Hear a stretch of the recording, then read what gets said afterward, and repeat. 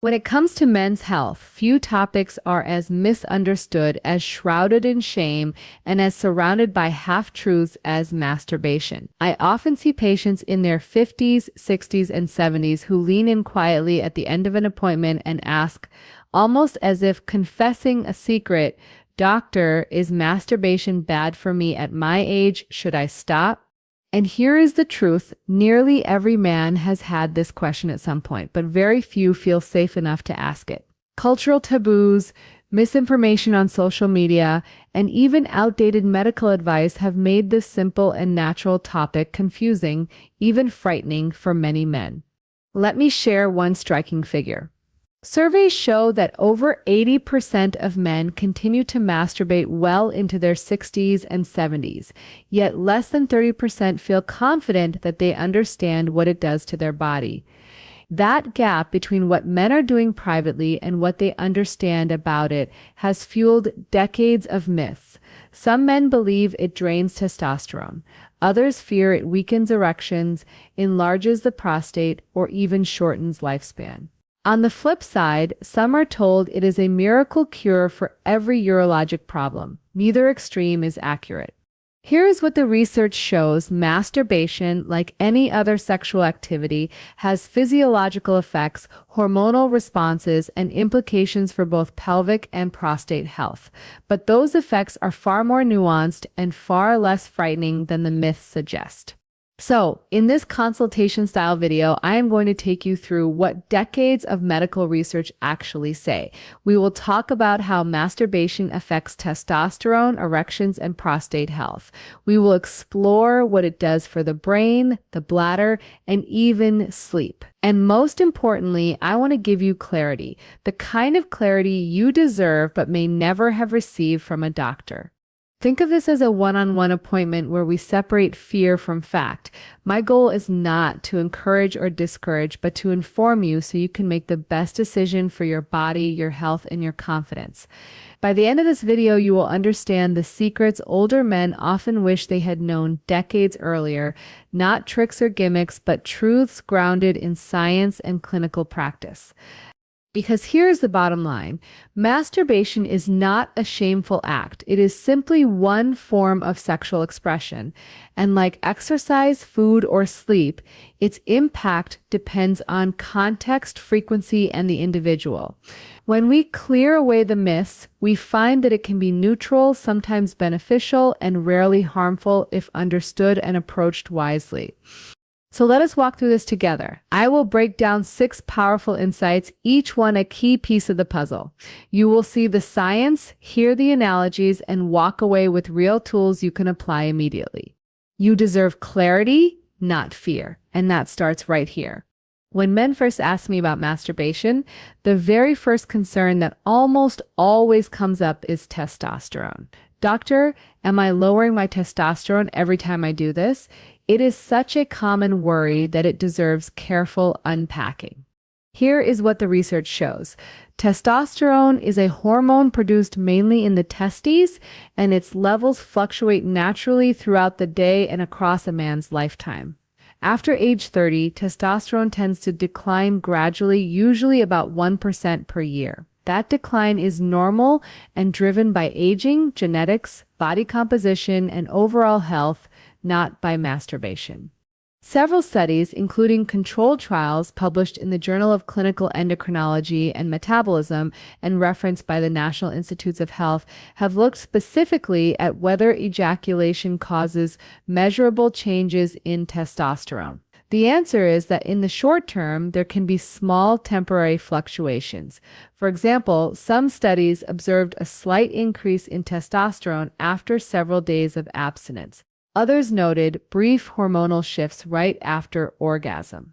But importantly, these changes are minimal, temporary, and do not translate into long-term suppression of testosterone. Think of it like this. Skipping a single workout might make you feel weaker that day, but it does not erase your overall strength. Similarly, masturbation does not erase or drain your testosterone. Your endocrine system is resilient and carefully regulated, more like a thermostat than a fragile glass. Now, there is an important distinction to make. Chronic illness, obesity, poor sleep, alcohol overuse, or certain medications can suppress testosterone significantly, but masturbation, whether frequent or occasional, is not on that list. The Mayo Clinic and Harvard Health both reinforce this. Masturbation is not a risk factor for low testosterone. Here is another key point. Testosterone is not just about muscles or erections. It influences mood, motivation, bone strength, and even red blood cell production. That is why it is so important to address real factors that lower testosterone, like poor sleep, high stress, and lack of physical activity, rather than blaming masturbation. So what is the takeaway for men over 50 or 60? Masturbation is not a culprit in testosterone decline. If you are feeling fatigued, noticing muscle loss, or struggling with libido, it is worth checking your levels with a physician. But the solution will likely involve lifestyle, nutrition, sleep, or in some cases medical therapy, not abstaining from masturbation. Here is a simple tip you can start with. Protect your testosterone by focusing on sleep. Research from the University of Chicago shows that even 1 week of sleeping less than 5 hours per night can drop testosterone by 15%. That is a far greater effect than anything masturbation could do. So if you have been carrying guilt, let it go. Your body is not draining itself every time you release. Instead, think of masturbation as a neutral factor in testosterone health, one small part of a much larger hormonal picture. When we talk about masturbation in aging men, the prostate almost always enters the conversation. The prostate is a small gland about the size of a walnut that sits just below the bladder. Its job is to produce the fluid that nourishes and protects sperm. Because of its location and function, it is directly involved whenever a man ejaculates, whether through sex or masturbation. Here is where myths creep in. Many men have heard that frequent ejaculation wears out the prostate, or that masturbation somehow enlarges it or triggers cancer. Others have been told the opposite, that regular release protects the gland like a cleansing routine. So, what is the truth? Let us start with research. A large-scale study from Harvard, published in European Urology, followed nearly 30,000 men over almost 2 decades. The researchers found that men who ejaculated more frequently, around 21 times per month compared to 4 to 7 times, had a lower risk of developing prostate cancer. The exact reason is still debated, but one theory is that ejaculation clears the prostate of inflammatory substances or potential carcinogens. Another possibility is that it simply reflects better overall sexual health, which often correlates with healthier lifestyle patterns. Now, that does not mean masturbation is a cure or prevention strategy on its own. Prostate cancer is influenced by age, genetics, diet, and hormones far more strongly than by ejaculation frequency. But the idea that masturbation is harmful to the prostate simply does not hold up to the evidence. In fact, moderate, regular sexual activity, solo or with a partner, appears to be protective rather than dangerous. Think of the prostate like a sponge. If it never gets squeezed, fluid can stagnate. Ejaculation, whether from sex or masturbation, is one way the gland clears itself out. Of course, it is not the only factor, but it is a natural part of how the prostate functions. What about benign prostatic hyperplasia, or BPH, the non-cancerous enlargement of the prostate that causes urinary symptoms in many men over 50? Studies are less clear here. Ejaculation itself does not cause BPH, and it does not cure it either. However, some men notice temporary relief in urinary symptoms after ejaculation, possibly because the gland relaxes once fluid is released. So where does this leave us? The science reassures us that masturbation is not harmful to the prostate. If anything, it may support prostate health as part of an overall healthy lifestyle. But more important than frequency is vigilance, knowing your risks, talking with your doctor about family history, and getting routine screening as you age. Here is a practical takeaway. If you are over 50, ask your doctor about prostate-specific antigen PSA testing and digital rectal exams. These tools, combined with lifestyle habits such as maintaining a healthy weight, exercising, and eating a diet rich in vegetables and omega-3 fats, have a far stronger impact on prostate outcomes than whether or not you masturbate. And remember this, you deserve clarity, not fear. Masturbation does not damage your prostate. Instead, think of it as a natural function of your body, one that when placed in the right context may even help support long-term health. One of the most persistent fears I hear from men in their 50s, 60s, and beyond is this: doctor, I think masturbation is making my erections weaker. It is an understandable concern. Erections naturally change with age. Testosterone declines, blood vessels stiffen, and nerves become less responsive. Combine that with myths spread online, and it is easy to assume masturbation is to blame. Here is what the research shows. Erections are not just a switch that flips on and off. They are the result of a finely tuned system involving blood flow, nerve signaling, and muscle support. And one of the least discussed but most important elements of this system is the pelvic floor. The pelvic floor muscles are a sling of muscles that run from the pubic bone to the tailbone. They support the bladder, bowel, and prostate, and they also play a direct role in erection and ejaculation. When these muscles are strong and coordinated, they help trap blood inside the penis during an erection, keeping it firm. When they are weak, erections can be less rigid or fade more quickly. Now here is the connection. Masturbation itself does not weaken erections. In fact, in many ways, it is a form of use it or lose it training. Just as lifting weights keeps muscles active, regular erections and ejaculations keep penile tissue oxygenated and flexible. Studies published in BJU International have shown that men who continue to have regular sexual activity, including masturbation, maintain better erectile function compared to those who become sexually inactive. That said, the way a man masturbates can matter. For example, very tight grip or overly aggressive techniques may condition the body to respond only to that type of stimulation, making partner sex more difficult. This is not because the penis is damaged, but because the brain becomes conditioned to a specific pattern of stimulation. Think of it like training only one muscle in the gym and neglecting the others. Your body adapts to what you practice. The good news is that this can be retrained. Gentle variation, focusing on sensation rather than speed, and occasionally practicing with different techniques can help maintain sensitivity and adaptability. Another key point is pelvic floor training. Kegel exercises are often thought of as something only women do after childbirth. But research from the British Journal of Urology shows that pelvic floor strengthening can significantly improve erectile function in men with mild to moderate erectile dysfunction. Simple exercises such as contracting the muscles you would use to stop urine midstream, holding for a few seconds, and repeating several times a day can enhance blood trapping in the penis and improve rigidity. Here is the takeaway.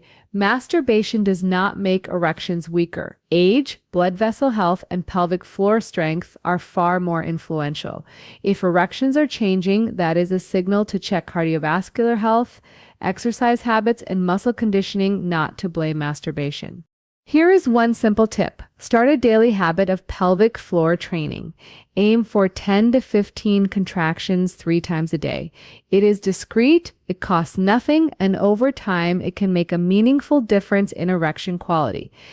So instead of fearing that masturbation is draining your strength, see it as one more opportunity to keep your sexual system active and responsive, as long as you are mindful of balance, technique, and pelvic health. When most men think about masturbation, they focus on the physical side, the prostate, the penis, or testosterone. But just as important, and sometimes more impactful, is what happens in the brain. Masturbation is not only a physical act, it is a neurological and psychological event that taps into some of the most ancient reward pathways in our nervous system. Here's what the research shows. When a man becomes aroused and reaches orgasm, the brain releases a cocktail of neurotransmitters. Dopamine, the reward chemical, surges, creating a sense of pleasure and satisfaction. Oxytocin and prolactin are also released, producing feelings of relaxation and sometimes even bonding, even if there is no partner involved. Endorphins, the body's natural pain relievers, also spike, which is why some men report relief from headaches or pelvic tension after climax. This neurochemical shift has real effects on stress and sleep. Studies from the National Institutes of Health have found that orgasm, including through masturbation, can lower cortisol levels, the body's primary stress hormone. Lower cortisol means lower blood pressure, reduced inflammation, and a calmer nervous system. In fact, some men over 50 notice that masturbation before bed helps them fall asleep more easily because of the sedative effect of prolactin and oxytocin. But here is where nuance matters. Like any activity that stimulates the brain's reward system, masturbation can become a coping mechanism for stress, loneliness, or boredom. While occasional use for relaxation is perfectly normal, relying on it excessively can blunt motivation or interfere with natural energy rhythms. Think of dopamine like a currency in the brain. Spend it wisely and you feel rewarded and focused. Overspend it repeatedly and the brain becomes less sensitive, requiring more stimulation for the same effect. This is particularly important in older men because dopamine sensitivity naturally decreases with age. That means moderation is key. Masturbation can be a tool for relaxation and stress relief, but if it becomes the main or only strategy, it may tip into fatigue or lower mood. Let me give you an analogy. Imagine masturbation as a glass of wine. For many people, one glass can help them relax at the end of the day. But if it becomes a nightly bottle, the brain begins to rely on it, and other healthy strategies, exercise, deep breathing, meaningful social interaction fall away. The same applies here. So what is the practical takeaway? Use masturbation mindfully as one of several tools for managing stress and sleep, not the only one. If you find that it leaves you energized and relaxed, that is your brain's natural chemistry at work. If, however, you notice that it leaves you drained, irritable, or disconnected from your partner, it may be worth adjusting frequency or adding other stress relief practices. Here is one tip you can start today. Experiment with relaxation techniques alongside masturbation. For example, practice 10 minutes of deep breathing or gentle stretching before bed. If you find that you still feel restless, then masturbation may complement these strategies rather than replace them. Over time, this balances the brain's dopamine system and supports long-term mental health. And remember this, the brain and body are deeply connected. Sexual release can be a healthy reset for the nervous system, but it is not a cure-all. Balance is the goal, and balance is achievable. Up to this point, we have talked about the benefits and neutral effects of masturbation. But there is an important side of the conversation that deserves honesty. For a small percentage of men, especially as they age, masturbation can become unbalanced. It is not the act itself that is harmful, but rather the frequency, the patterns, or the way it replaces other forms of intimacy and self-care. Here's what the research shows. The American Urological Association and mental health studies highlight that compulsive sexual behavior, including excessive masturbation, is not defined by a specific number of times per week, but rather by its impact on daily life. If masturbation interferes with work, relationships, energy, or emotional health, it may be tipping into harmful territory. Think of it like food. Eating is healthy and necessary, but eating for comfort in a way that disrupts health, for example, constant overeating, is where problems arise. Masturbation works the same way. It becomes an issue not because of the act itself, but because of its role in a man's life. For example, some men rely on masturbation as a primary way of coping with stress, loneliness, or frustration. Over time, this can create a cycle where the brain becomes conditioned to seek dopamine release from sexual stimulation while neglecting other sources of fulfillment, such as exercise, conversation, hobbies, or partner intimacy. Another concern is death grip syndrome, a term sometimes used to describe men who condition themselves to very specific high-pressure stimulation during masturbation. This can make partnered sex more difficult, not because of permanent damage, but because the nervous system adapts to one pattern. The solution is not abstinence, but retraining using gentler techniques, slowing down, and allowing arousal to build gradually as it would with a partner. Addiction is rare but real. The World Health Organization recognizes compulsive sexual behavior disorder as a condition when it significantly impairs life. It is estimated that about 3 to 6% of the population may struggle with this. For older men, the risks are often less about compulsion and more about avoidance. Avoiding intimacy with a partner, avoiding emotional vulnerability, or avoiding addressing deeper health issues by retreating into private release. Here's a takeaway. Masturbation is healthy when it is balanced. It becomes harmful when it replaces connection, interferes with responsibilities, or feels impossible to control. If you ever notice these patterns, it is not a sign of weakness. It is a signal to seek support. Urologists, therapists, and sexual health specialists see this every day. And the good news is that it is treatable through both behavioral strategies and, in some cases, therapy or medication. Here is one practical tip. Ask yourself this simple question: am I choosing this or am I escaping into it? If the answer feels more like escape most of the time, then it may be worth adjusting habits or talking with a professional. Balance, not abstinence, is the goal. And remember, you deserve clarity, not shame. For the vast majority of men, masturbation is harmless. For those who find it interfering with life, support and solutions exist. You do not have to carry that burden alone. By now, you have heard the science. Masturbation does not drain testosterone, it does not damage the prostate, and it does not inherently weaken erections. It can even support mental health and relaxation. But this leaves one question that almost every man asks in my office: Doctor, how often is too often? Here's what the research shows. There is no universal number that defines healthy or unhealthy frequency. Some men in their 60s masturbate once a week and feel satisfied. Others may do so several times per week and remain perfectly healthy. The key is not the number, but the impact on your overall life. If you feel energized, connected, and balanced, your frequency is likely fine. If you feel fatigued, disconnected, or compulsive, it may be worth adjusting. Medical studies suggest that men who ejaculate between 4 and 7 times per week tend to fall within the range of what researchers consider average and healthy. But again, this is not a prescription. It is simply a pattern observed in population studies. What matters is whether the habit supports or hinders your energy, mood, and intimacy. Think of it like exercise. For one man, walking 30 minutes daily is enough. For another, lifting weights 5 times per week feels right. The principle is the same with masturbation. It should fit your body, your health, and your goals. Now, let us talk about habits. If masturbation is part of your routine, keep it intentional. Choose a setting that feels comfortable and private. Avoid rushing or forcing it. Allow arousal to build gradually. This not only makes the experience more satisfying, but also supports healthy nervous system patterns.